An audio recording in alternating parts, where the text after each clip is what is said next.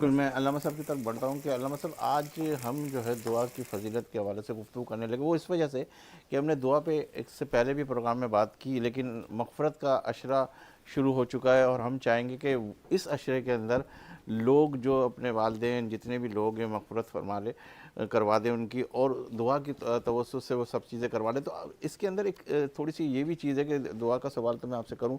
مغفرت کے حوالے سے میں یہ پوچھنا چاہوں گا کہ جو مرحومین اس دنیا فانی سے رخصت ہوئے اس کی مغفرت کی جاتی ہے، یہ جو زندہ ہوتے ہیں اس کی بھی مغفرت کے حوالے سے کہا جاتا ہے؟ بہت اچھا سوال۔ اعوذ باللہ من الشیطان الرجیم، بسم اللہ الرحمن الرحیم۔ قال اللہ تعالیٰ فی القرآن المجید نحن اقرب الیہ من حبل الورید۔ آمنت باللہ صدق اللہ العظیم، اللہم صلی علی سیدنا مولانا محمد وبارک وسلم علیہ۔ تمام تعریفیں اللہ رب العزت کے لیے جو کہ خالق کائنات ہے، اور لاکھوں درود و سلام حضور صلی اللہ علیہ وسلم کی ذات پر جو کہ رحمت للعالمین جنہیں اللہ نے بنا کر بھیجا۔ سلیم بھائی، جو آپ نے ابھی بات فرمائی کہ مغفرت کا تعلق کیا زندہ لوگوں سے ہے یا مردہ لوگوں سے ہے، یہ والا سوال۔ تو مغفرت کا تعلق زندہ سے بھی ہے اور مردہ سے بھی ہے۔ مغفرت کے معنی کیا ہوتے ہیں کہ جو آپ نے خطائیں کی ہیں، جو لرزشیں کی ہیں، اللہ انہیں معاف فرما دے۔ کیسے معاف فرما دے؟ میرے نبی علیہ السلام نے فرمایا، بندہ اللہ کے خوف سے اتنا رو دے جتنا مکھی کا سر ہوتا ہے، کتنا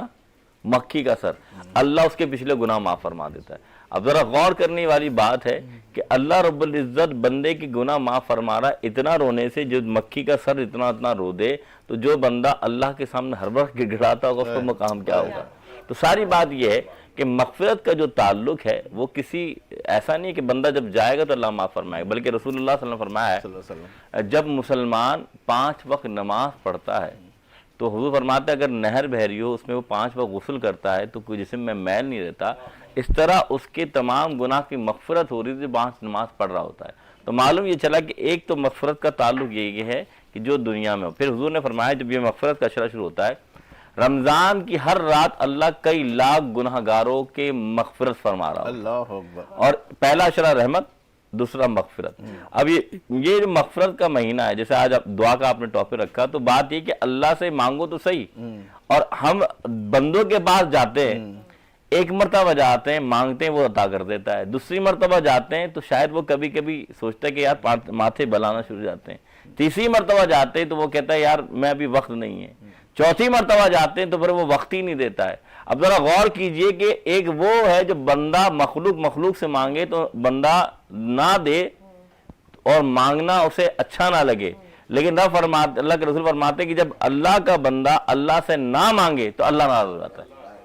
کہ مجھ سے کیوں نہیں مانگتا، اوروں سے مانگتا ہے، اور اللہ تعالیٰ پسند فرماتا ہے اس بندے کو جو اللہ سے مانگے۔ تو آئیے، مغفرت کے دن ہیں، یہ مغفرت کی راتیں ہیں، ان راتوں میں جتنا آپ اللہ سے مانگیں گے نا آپ کے پر رحمت ہوگی۔ اور مغفرت کی بات کی نا آپ نے سنی ہے، غور سنیے گا، اللہ کے رسول فرماتے ہیں جب ایک مسلمان اپنے حلال پیسوں سے ایک کپڑا خریدتا ہے اور وہ پہنتا ہے، چاہے میری بہن ہو چاہے میرے بھائی ہوں، ابھی وہ پہنتا ہی ہے، خدا کی قسم وہ کپڑے گھٹنے تک نہیں آتے، رب اس کی مغفرت فرما دیتا ہے۔